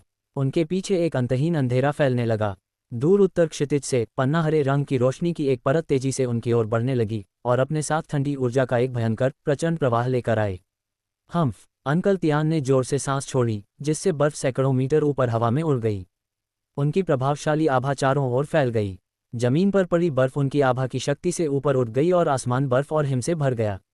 क्या तुम हो, दी तियान? दूर से एक लाजवाब गूंजी, और पहले का प्रबल प्रभाव काफी हद तक कम हो गया था। आवाज में डर की एक हल्की सी झलक थी, जो मुश्किल से ही महसूस हो रही थी। हवा में एक गूंज और आकाश हरा हो गया। पन्ना रंग की रोशनी की एक किरण चकाचौंध भारी लहर की तरह आकाश में गिरी। पलक झपकाते ही अंकल तियान के सामने एक आत्मा पोषक प्रकट हुआ। वह आत्मा पोषी भव्य नहीं था, लेकिन अविश्वसनीय रूप से सुंदर था। वह एक बिच्छू था, लेकिन असाधारण प्राकृतिक वाला था। बिच्छू और प्राकृतिक का आमतौर पर कोई मेल नहीं होता है, लेकिन इस मामले में वे अपनी आंखों के सामने ही एक साथ आ गए। डोलू डालू 2 सच्चा ईश्वर राजा अध्याय 4 DD2 4 निःशुल्क वेब उपन्यास। अध्याय 4 DD2 4। बिच्छू का आकार लगभग मीटर था और उसका शरीर केवल 2 रंगों से बना था। एक रंग का घेरा बर्फ जैसा था, जबकि दूसरा चमकीला हरा था। इसके शरीर का अगला भाग एक दूसरे के ऊपर रेखी 4 परतों से बना था, जिसमें प्रत्येक भाग फुट से थोड़ा अधिक लंबा था। इसका सिर सबसे आगे वाली परत पर स्थित था, जिसमें चांदी जैसा सफेद मुखांग अदृश्य रोशनी से चमक रहे थे। शरीर के अगले भागों में, जिनमें 4 परतें शामिल हैं, एक के ऊपर एक बिछुड़ी हुई थी, एक अनोखी सूरत थी, शायद शार्क या सुंदर। ये षटभुजाकार थे और हर एक खंभे की तरह अनोखी चमक बिखेरी जा रही थी। ये षटकोणीय भव्यता इसके सामने के हिस्सों और इसके 6 लंबे, मजबूत किनारों पर घुटनों के रूप से उभरे हुए थे। बर्फ की रोशनी में वे एक अनोखे वैभव का भंडार रहे थे। उस क्षण बिच्छू स्वयं प्रकाश का स्रोत सामने आया, जो अपने शरीर से लाखों किरणों को अपवर्तित कर रहा था। इसके दोनों उद्यम, जिनमें से प्रत्येक 1 मीटर ऊंचा था, उन विचित्र जहां जहां षटकोणीय उत्पादन से मिले थे। मुखांगों की तरह चिमटों के केवल सबसे ऊपरी दर्पण ही दर्पण जैसे चांदी सफेद चमक वाले थे। उसकी अनोखी बातें पीली, मानो उसके सिर में 2 षटभुजाकार पीले जड़ते हुए, क्रिस्टलीय सुनहरी रोशनी से जगमगाती हुई, एक शान जैसी चमकती हुई। बिच्छू का पिछला आधा हिस्सा एक चमकदार हरे रंग की पूंछ में बदल गया था। सामान्य बिच्छुओं के बहुखंडीय पूंछों के विपरीत, इस लंबी पूंछ में केवल 5 खंड थे, जिनमें से सभी एक समान, आकर्षक हरे रंग के थे। वह हरे रंग जीवन से भरपूर चमक से दमक रही थी, और उसके 5 खंड एक ही रंग के थे। सामने वाले भाग के सबसे करीब वाला खंड सबसे अधिक चंद्राकार था, और पीछे की ओर जाने वाले खंड उत्तरखंड पर सिंसरे हुए थे। अंतिम खंड के लॉकर पर क्रोम की तरह चमकने वाला एक डंक ऊपर उठाया गया था, और हुक का सिरा भी दर्पण जैसा सिल्वर सफेद चमक से जगमगा रहा था। पूरा बिच्छू किसी रत्न की तरह चमकीला था, इतना सुंदर कि लगभग चकाचौंध कर देने वाला था। अंकल तियान ने उस अद्भुत बिच्छू को देखा, लेकिन उनके चेहरे पर कोई भाव नहीं आया। बर्फ की महारानी, जी हाँ, ये शानदार बिच्छू ही था। हिम महारानी, सुदूर उत्तर के 3 महान राजवंशों में दूसरे स्थान पर 390,000 वर्षों की साधना वाला एक सर्वोच्च प्राणी हिमजैद सम्राट बिच्छू। दी तियान, तुम स्टार 2-1 से दूर सुदूर उत्तर में क्यों आए हो? और यहाँ क्या हो रहा है? बर्फ की महारानी ने कुछ मीटर दूर घाट पर उस दृश्य को देखा और पूछा। बर्फ की महारानी, क्या आप इस राजा से सवाल उठा रही हैं? अंकल तियान ने स्नो की महारानी की ओर एक नज़र डाली, उनके सहयोगियों में घोर तिरस्कार झलक रही थी। ऐसा लग रहा था मानो सुदूर उत्तर की यादगार हिम महारानी की नज़रों में कुछ भी नहीं था। आप, आइस एम्प्रेस की फ्रांसीसी आवाज़ में दबी हुई ग्लूकोम फ्लैश रही थी, लेकिन उसे कोई शंका नहीं थी। अगर किसी और ने उसे नीचा दिखाया तो वह उन्हें पहले ही टुकड़े टुकड़े कर देगा। लेकिन अब स्थिति अलग थी। वह वाकई गुस्से में थी, लेकिन वह जानती थी कि उसके सामने खड़ा आदमी कितना भयानक था। हालांकि यह सुदूर उत्तर का इलाका था, उसका गृह क्षेत्र, फिर भी वह उसका मुकाबला नहीं कर सकती थी। उसकी ताकत उससे कहीं अधिक थी। फिर भी उसका स्वाभिमान उसे आसानी से पीछे हटने नहीं देगा। दी तियान, तुम्हारी ताकत भले ही बहुत हो, लेकिन यह सुदूर उत्तर का इलाका है। हिम महारानी अभी भी यही है, और यह ऐसी जगह नहीं है जहां तुम बिना किसी परिणाम की चिंता किए काम कर सको। स्नो एम्प्रेस के आने तक इंतजार करते हैं, अंकल तियान ने उदासीनता से कहा। वह निश्चित रूप से आ रही है। अंकल तियान ने अपना सिर उठाया, उन्हें दूर से तेजी से आती हुई एक जबरदस्त उपस्थिति का आभास हुआ। यह उपस्थिति ठंडी थी, फिर भी इसमें एक राजसी शाही आभा थी, जिसने यहाँ तक कि अंकल तियान के चेहरे पर भी गंभीरता ला दी। वूश! आकाश हंस के पंखों जैसी बर्फ की घूमती हुई बौछारों से भर गया और एक सुंदर आकृति धीरे धीरे बर्फीले तूफान से नीचे उतरी। उसके लंबे, बर्फ जैसे सफ़ेद बाल उसकी पीठ पर लहराते हुए उसके पैरों तक पहुंच रहे थे। उसकी आसमानी नीली आंखें अलौकिक और निर्मल थीं, मानो वे हर चीज को भेद सकती हों। उनका भव्य, उत्कृष्ट रूप से तैयार किया गया बर्फीले नीले रंग का गाउन उनकी लंबी कद काठी और बेदाग शरीर को पूरी तरह से निखार रहा था। उसकी बर्फ जैसी सफ़ेद त्वचा जैद पत्थर की तरह चिकनी और पारदर्शी थी। उसके चेहरे की सुंदरता अद्भुत थी, मानो वह स्वर्ग की सबसे उत्तम रचना हो, सचमुच दोषरहित। वह शीत ऋतु में खिले ठंडे बेर के फूल के समान थी, शीतल, महान और गर्वित। बर्फीली महारानी! हिम महारानी को नीचे उतरते देख बर्फ की महारानी खुशी से चमक उठी। उसके मन में अब ये बात बैठ गई थी कि हिम महारानी के आ जाने के बाद दीतियान से डरने की कोई जरूरत नहीं है। बर्फीला! हिम महारानी ने हिम सम्राट पर धीरे से मुस्कुराया, फिर धीरे से अपनी नज़र चाचा तियान की ओर घुमाई। पशु देवता दीतियान, बर्फ और हिम की महारानी। हिम महारानी और चाचा तियान की निगाहें एक दूसरे से मिली। दीतियान, तारा डो वन के संरक्षक के रूप में आपको सुदूर उत्तर में क्या लाया है? हिम महारानी की निगाहें गंभीर थी जब उन्होंने चाचा तियान, पशु देवता दीतियान को देखा, जो वास्तव में एक शीर्ष स्तर के शक्तिशाली व्यक्ति थे। यहाँ तक कि वह भी, सभ्यता के मामले में, उससे थोड़ी ही कमतर थी। हालांकि, सुदूर उत्तर में, जो उसका गृह क्षेत्र था, वह उससे नहीं डरती थी। मैं निजी कारणों से आया था। अंकल तियान की निगाहें दूर स्थित बर्फीले नीले रंग की बाधा पर टिक गई और उन्होंने धीरे से आह भरी। अगर बात सिर्फ आइस एम्प्रेस की होती, तो वह समझाने की जहमत ही नहीं उठाता। लेकिन हिम महारानी अलग थी। वह सुदूर उत्तर में जन्मी बर्फ और हिम की देवी थी, जिन्होंने लगभग 700,000 वर्षों तक साधना की थी, इस भूमि की निर्विवाद शासक। वह भी सुदूर उत्तर में हिम महारानी को आसानी से पराजित नहीं कर सका। एक तरह से देखा जाए तो हिम महारानी भी उसी के बराबर थी। ओह! हिम महारानी ने दूर तक देखा, उनकी खूबसूरत आंखें थोड़ी सिकुड़ गईं। क्या ये सुदूर उत्तर का आशीर्वाद है? और एक इंसान के लिए? अपने सामने के अविश्वसनीय दृश्य को देखकर हिम महारानी का चेहरा तुरंत गंभीर हो गया। क्या किसी मनुष्य को सुदूर उत्तर का आशीर्वाद प्राप्त हो रहा था? इसके अलावा, ऐसा प्रतीत हो रहा था कि दीतियान इस मानव शिशु की रक्षा कर रहा था। ये तो वाकई चौंकाने वाला था। ये था दानव देवता दीतियान। वह कोई साधारण इंसान नहीं है, वह ईश्वर द्वारा सम्मानित व्यक्ति है।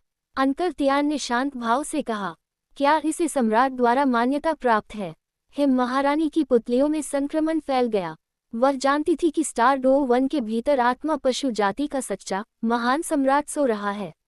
वह एक ऐसा अस्तित्व था जिसके प्रति सभी आत्मा पशुओं ने निष्ठा की शपथ ली थी। नाजुक समय में, उसे भी उस महान सम्राट के आदेशों का पालन करना पड़ता था। दीतियान की बातें सुनकर वह हैरान क्यों नहीं होती? और साथ ही, वह, उसके बारे में क्या? हिम महारानी ने जोर देकर पूछा। लेकिन अंकल तियान चुप हो गए और धीमी आवाज में बोले, मत पूछो। ज्यादा जानने से तुम्हें कोई फायदा नहीं होगा। क्या मुझे भी ये जानने का अधिकार है? हिम महारानी ने पूछा। जितने कम लोगों को पता हो, उतना ही अच्छा है, अंकल तियान ने जवाब दिया।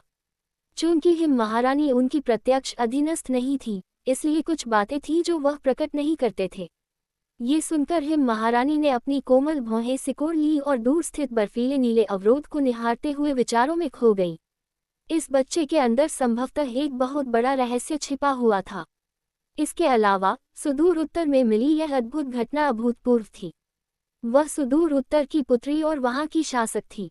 अब जब सुयू जैसा एक खास व्यक्ति सामने आया है, जो सुदूर उत्तर का प्रिय व्यक्ति है, तो वह उस पर ध्यान क्यों नहीं देगी? वे दोनों बिना कुछ और कहे, बर्फीले नीले रंग की दीवार को लगातार घूरते रहे। पहले क्रोधित दिख रही हिम महारानी ने भी अपनी निगाहें उसकी ओर घुमा ली। उसकी पीली क्रिस्टल जैसी आंखें थोड़ी सी झिलमिला उठी, जिससे एक दीप्तिमान चमक निकली। इस समय, बर्फीले नीले रंग की बाधा के अंदर, सुयू एक व्यापक परिवर्तन से गुजर रही थी। उसके माथे के मध्य से ठंडी ऊर्जा की एक निरंतर धारा उसके शरीर में प्रवाहित हो रही थी।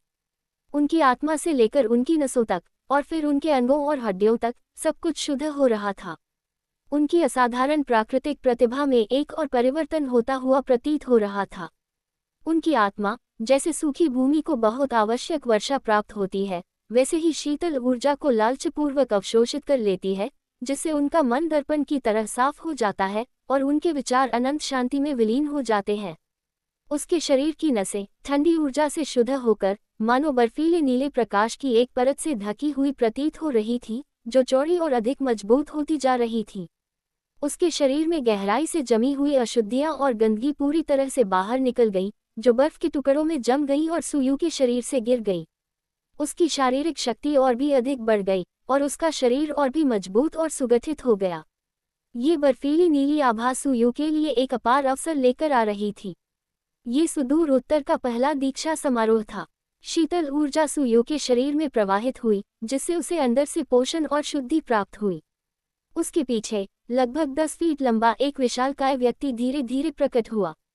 इस आकृति ने बर्फीले नीले रंग का पुराने जमाने की शैली का शाही चोला पहना हुआ था।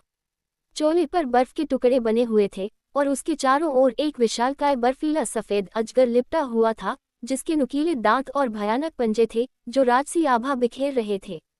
करीब से देखने पर पता चला कि उस चोगे पर 12 सफेद पैटर्न बने हुए थे, जो बर्फ के टुकड़ों और विशालकाय ड्रैगन के साथ पूरी तरह मेल खा रहे थे। उस आकृति ने बर्फीले नीले रंग का मुकुट पहना हुआ था, जिस पर 12 बर्फीले नीले रंग के लटकन जड़े हुए थे। लटकनों के आवरण के कारण उसका चेहरा कुछ हद तक ढका हुआ था, जिससे उसे स्पष्ट रूप से देखना मुश्किल था। हालांकि इससे निकलने वाली सर्वोच्च शाही आभा निर्विवाद थी। जैसे ही वह आकृति प्रकट हुई, सुयू के शरीर से ठंडी ऊर्जा की एक तीव्र लहर फूट पड़ी। लगभग सहज रूप से सुयू ने अपना धधकते लाल रंग का चोला उतार दिया और तुरंत ही उसके चारों ओर कई मीटर के क्षेत्र में एक बर्फीली नीली चमक फैल गई। सुयू के बाल तेजी से काले से सफेद होने लगे और अंत में पूरी तरह से बर्फ जैसे सफेद हो गए। उसकी पहले की एकदम काली आंखें अब बर्फीली नीली हो गईं। पल भर में सुयू का पूरा व्यवहार बदल गया। मूल रूप से सुयू एक हंसमुख और मिलनसार लड़का था, लेकिन अब उसके स्वभाव में एक तरह की अलगाव की भावना जुड़ गई थी। बस इसके तुरंत बाद आकाश में अनगिनत बर्फीले नीले प्रकाश के बिंदु एकत्रित हो गए और उस अवरोध के भीतर इन प्रकाशों ने सुयू को घेर लिया। अनंत बर्फीले नीले रंग का प्रकाश धीरे धीरे आपस में विलीन होने लगा और एक विशाल बर्फीले नीले रंग का वलय बनाने लगा। बर्फीले नीले रंग के घेरे ने सुयू को घेर रखा था, जिससे ऊर्जा की एक सघन लहर निकल रही थी। बस बस बस बर्फीले नीले रंग के छल्ले से लगातार गुनगुनाहट की आवाजें निकलने लगी और उसका रंग बदलने लगा।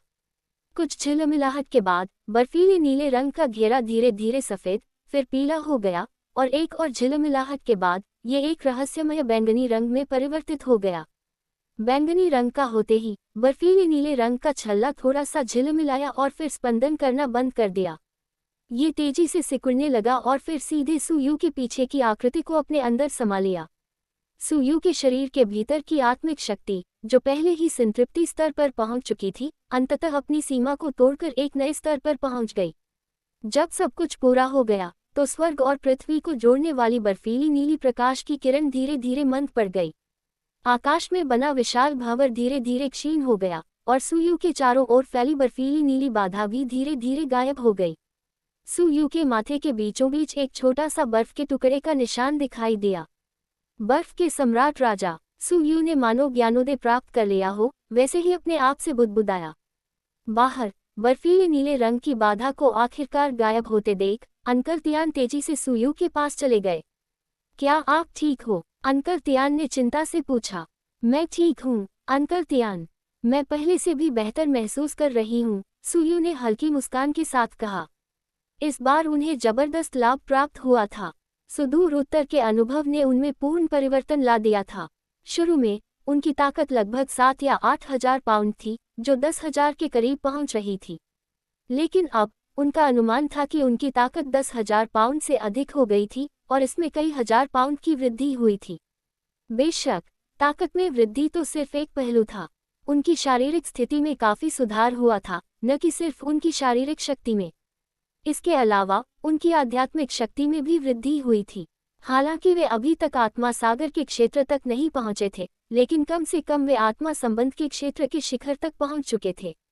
इससे होने वाले लाभ निस्संदेह बहुत बड़े थे, लेकिन सबसे बड़ा लाभ उसकी युद्ध क्षमता और उसकी आत्मा की अनुभूति थी। उन्हें एक मार्शल सोल प्रदान किया गया था। हालांकि यह ईश्वर प्रदत्त मार्शल सोल जितना रहस्यमय नहीं था, फिर भी इसकी शक्ति उच्चतम स्तर की थी। ये ड्रैगन गॉड सील जितना भयानक तो नहीं था, लेकिन फिर भी ये अस्तित्व में मौजूद सबसे शक्तिशाली मार्शल सोल में से एक था। डोलूडालू 2 की समयरेखा में बहुत कम मार्शल सोल्स इसकी बराबरी कर सकते थे। जहां तक सोल रिंग की बात है, वह तो और भी अधिक कीमती थी। यह आत्मा की अंगूठी मूलतः सुयू की जीवनबद्ध आत्मा की अंगूठी थी। ये एक ऐसी आत्मा की अंगूठी थी जो सुयू के साथ विकसित हो सकती थी। ये टैंग सान के ब्लू सिल्वर सम्राट से प्राप्त 5वें आत्मा वलय के समान था, लेकिन एक महत्वपूर्ण अंतर के साथ, सुयू के आत्मा वलय में कहीं अधिक क्षमता थी। आखिरकार, टांग सान की जीवनबद्ध आत्मा की अंगूठी नीले चांदी के सम्राट के वंश से आई थी, और नीला चांदी का सम्राट अंततः केवल 1 लाख वर्ष पुराना आत्मा पात्र था। लेकिन सुयू की आत्मा की अंगूठी स्वर्ग द्वारा प्रदत्त थी। यदि यह आत्मा वलय अपनी चरम सीमा तक विकसित हो जाता, तो इसमें ईश्वर स्तरीय आत्मा वलय बनने की क्षमता होती।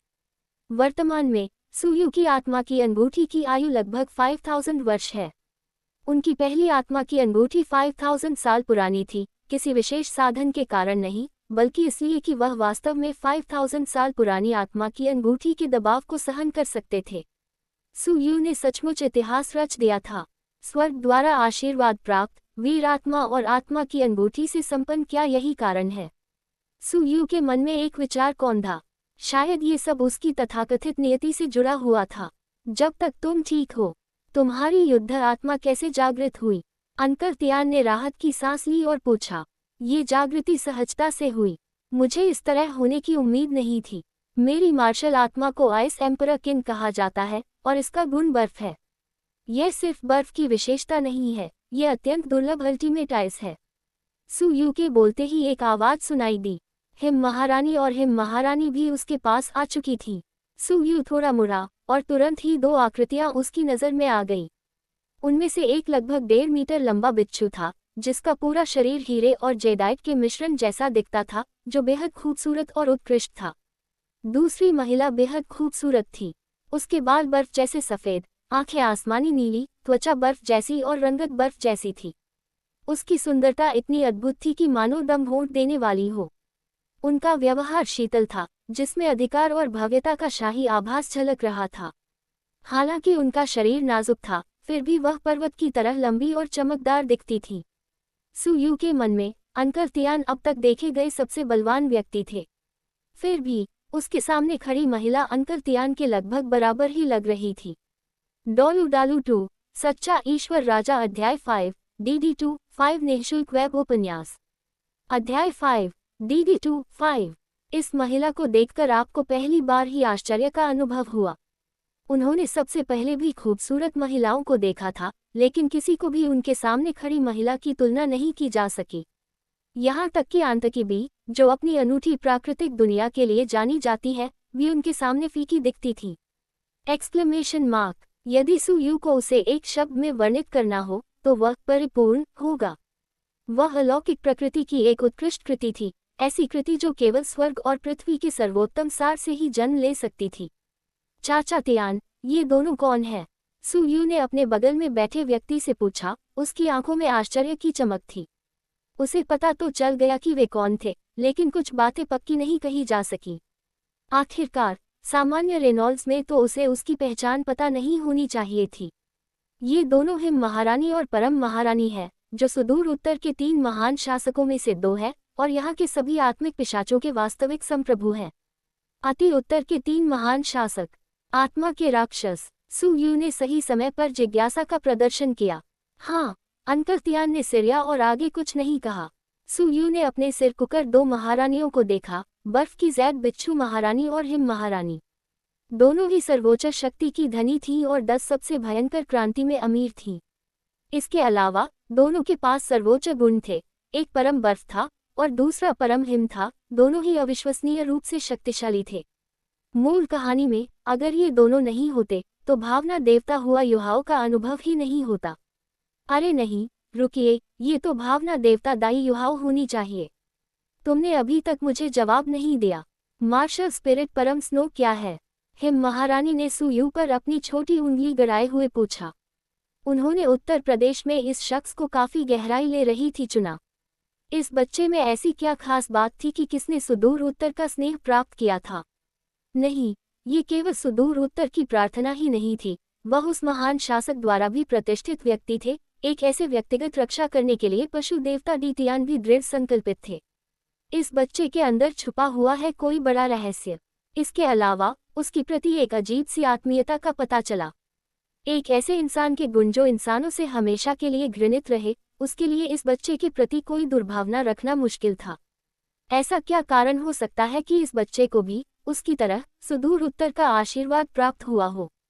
सुयू के पीछे हिम सम्राट राजा की मार्शल आत्मा की मानवरूपी संरचना को देखकर हिम महारानी को लगा कि शायद यही कारण था।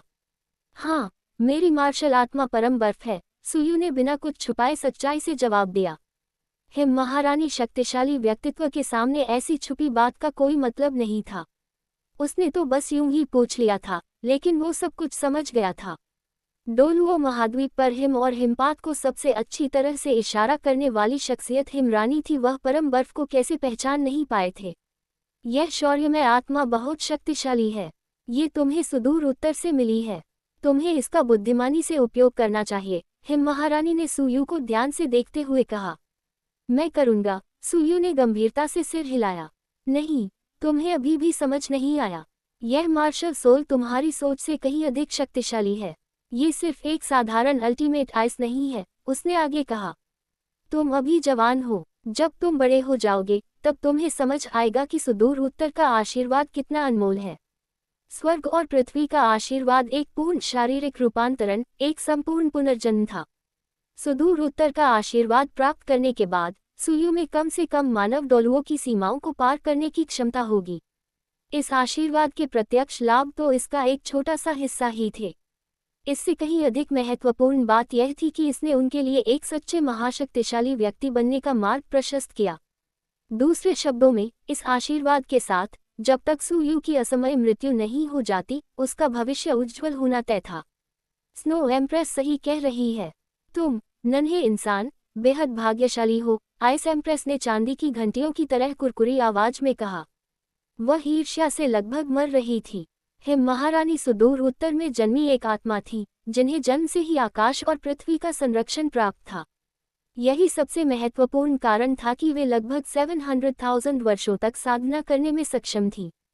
लेकिन स्नो एम्प्रेस के अलावा सुदूर उत्तर में किसी अन्य आत्मा पशु को इस तरह का व्यवहार नहीं मिला था, यहाँ तक कि उसे भी नहीं, जो सुदूर उत्तर की दूसरे नंबर की कमांडर थी। यदि उसे स्वर्ग का आशीर्वाद प्राप्त होता तो वह 2 और महाविपदाओं से बचने के लिए पर्याप्त आत्मविश्वास रखती। वह अपने ऊपर मंडरा रही आगामी 400,000 वर्षों की विपत्ति को लेकर इतनी चिंतित नहीं होती। भगवान ही जानता है कि जब उसने देखा कि सुदूर उत्तर में एक मानव बच्चे को चुना गया है तो उसे कितना दुख हुआ होगा। वह ईर्ष्या, जलन और कड़वाहट से भरी हुई थी। सच में, हाँ, सुयू ने अपना सिर खुजाया और हल्के से हंसा।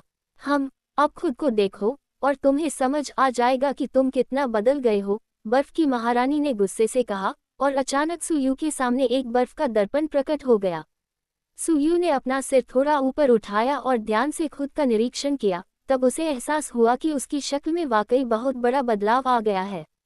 बर्फ जैसे सफ़ेद बाल, बर्फीली नीली आंखें, क्या ये वही था? हालांकि उसके चेहरे की बनावट में ज्यादा बदलाव नहीं आया था, लेकिन उसके व्यवहार में आए बदलाव ने उसे पूरी तरह से बदल दिया था। सुयू हमेशा से ही आकर्षक था, लेकिन अब वह एक शांत और सुंदर युवक में बदल गया था। यहाँ तक कि सुयू को भी मुश्किल से विश्वास हो रहा था कि दर्पण में दिख रहा व्यक्ति वही है। क्या ये मैं हूँ? सुयू की आंखों में आश्चर्य झलक रहा था।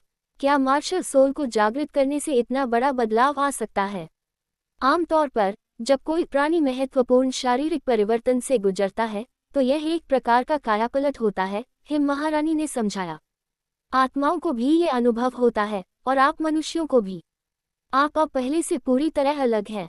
सुयू ने बार बार सिर हिलाया, यह मानते हुए कि वह वाकई पहले जैसा नहीं रहा था।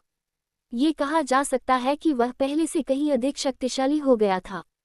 स्वर्ग और पृथ्वी का आशीर्वाद वास्तव में दुर्लभ है, और यह मार्शल सोल तो वाकई असाधारण है। अब से इस मार्शल सोल को विकसित करने पर ध्यान केंद्रित करो। अपने पिछले मार्शल सोल को अभी के लिए त्याग दो, चाचा तियान ने सुयू को सलाह दी। ड्रैगन गॉड सील के व्यापक प्रभाव थे और इसकी गुणवत्ता भी श्रेष्ठ थी। फिलहाल ice emperor king martial soul का अभ्यास करना सुयू के लिए सबसे अधिक लाभदायक होगा।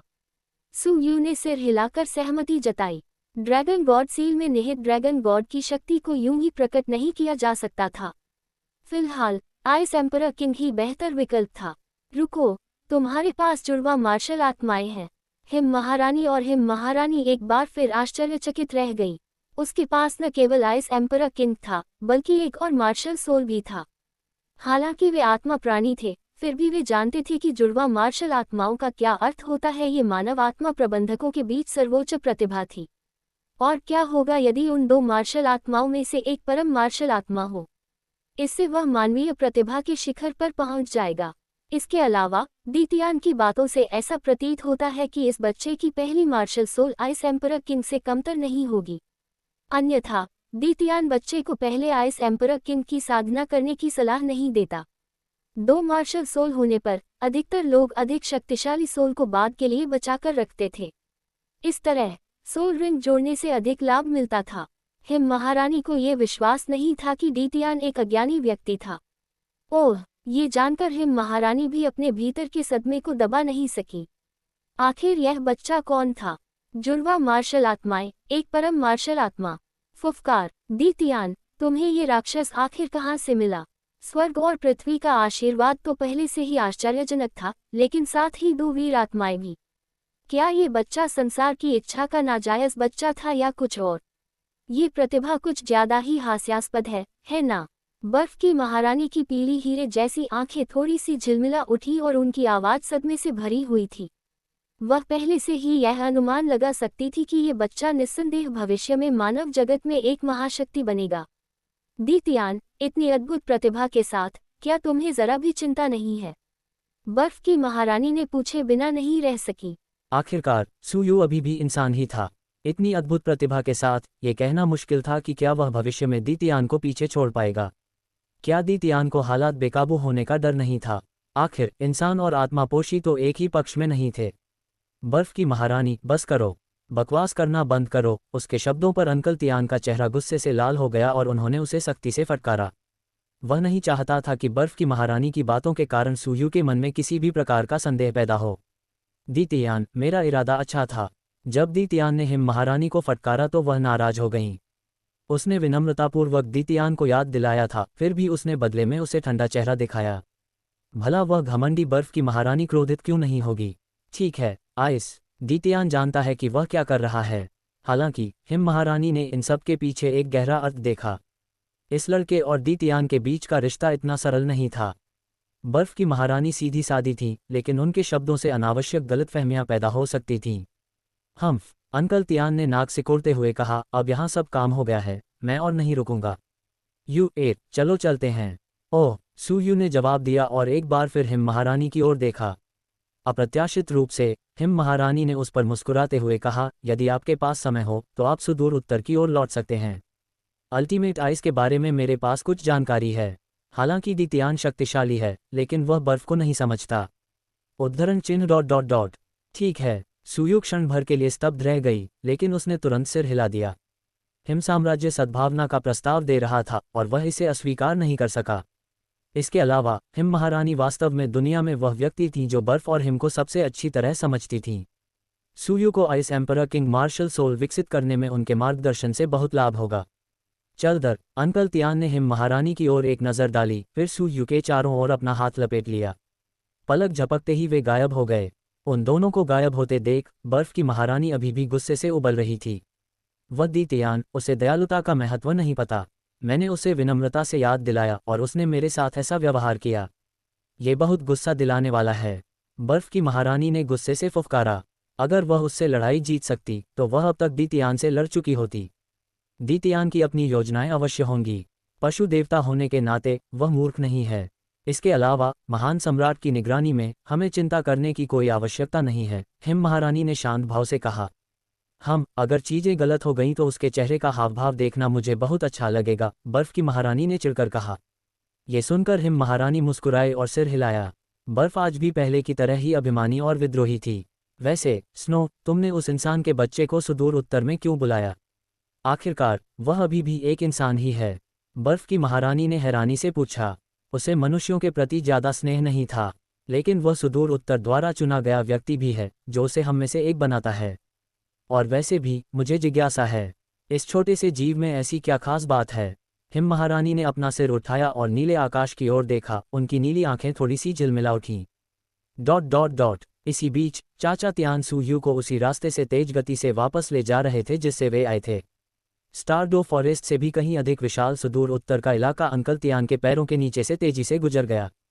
चाचा तियान की बाहों में सुयू का चेहरा शांत था और उसकी बर्फीली नीली आंखें थोड़ी सी झिलमिला उठीं। आप किस बारे में सोच रहे हैं? अंकल तियान की आवाज़ अचानक सुयू के कानों में पड़ी। सुयू चौंक गया और होश में आ गया। मैं स्नो एम्प्रेस के बारे में सोच रहा था। बर्फ की महारानी। अंकल तियान थोड़े हैरान दिखे। उसके बारे में क्या? मैं सोच रहा था कि उसने मुझे सुदूर उत्तर में क्यों आमंत्रित किया।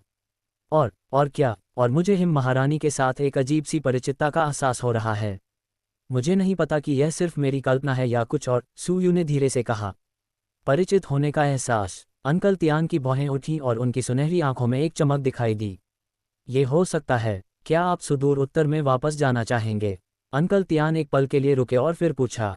चाचा तियान, आपको क्या लगता है मुझे क्या करना चाहिए?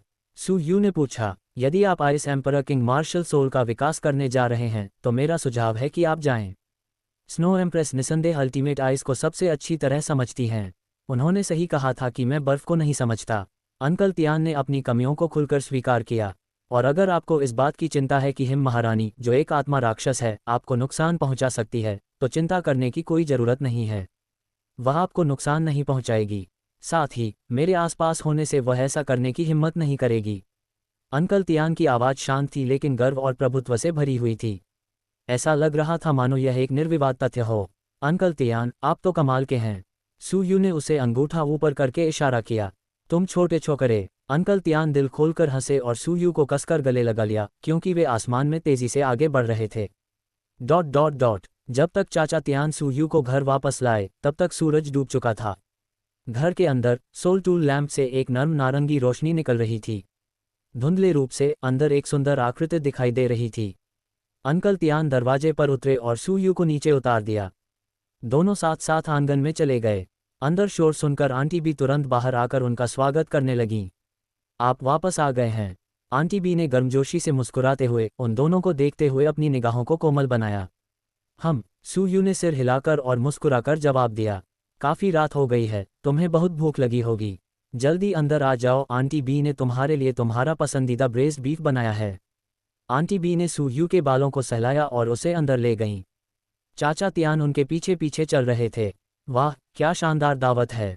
टेबल पर सजे तरह तरह के व्यंजन देखकर सुयू की आंखें चमक उठीं। एक सच्चे खाने के शौकीन होने के नाते वह कभी भी अच्छे भोजन का विरोध नहीं कर सकते थे। तो जल्दी खा लो, ठंडा होने पर इसका स्वाद उतना अच्छा नहीं लगेगा, आंटी बी ने मुस्कुराते हुए कहा। ठीक है। सुयू बैठ गई और तीनों ने खाना शुरू कर दिया। आंता बी ने सुयू की थाली में गोमांस के 2 टुकड़े रखे और अंकल तियान को कुछ साधारण भी बनाया। चाचा तियान, चाय भी, आप लोग भी खाना खा लीजिए, सुयू ने खाना शुरू करने से पहले कहा। उसने दोपहर का खाना नहीं खाया था इसलिए उसे बहुत भूख लगी थी। सुयू को खुशी से नज़रें मिलाई। दोस्त बी के चेहरे पर स्नेह भरी मुस्कान आ गई। फिर उन्होंने अंकल तियान की ओर मुड़कर पूछा, ये यात्रा बहुत फलदायक रही होगी। आपका इतना बड़ा परिवर्तन, ये रुका हुआ कुछ और होगा। सुयू का रूपांतरण इतना स्पष्ट था कि इसे कायापलट भी कहा जा सकता है। यह कोई सामान्य मार्शल सोल्जर गेट नहीं था। freewebnovel.com, ये वास्तव में एक महत्वपूर्ण अवसर था। अंकल तियान ने उद्यम से सिरिया और फिर संक्षेप में बताया कि सुदूर उत्तर में क्या हुआ था। स्वर्ग और पृथ्वी का आशीर्वाद, स्वर प्रदत्त वीर आत्मा, कितना बड़ा सौभाग्य है। आंतला बी का चेहरा भी गंभीर हो गया। अपने स्तर पर उन्होंने और भी अधिक समझा कि स्वर्ग और पृथ्वी का आशीर्वाद वास्तव में कितना अनमोल है। PS दोस्तों, मैंने टियर 2 और टियर 3 में इसके लिए बोनस जोड़ दिया है, लेकिन स्कूल के समय की कमी के कारण मैंने इसे टियर 1 में जोड़ने पर अपडेट जारी नहीं रखा।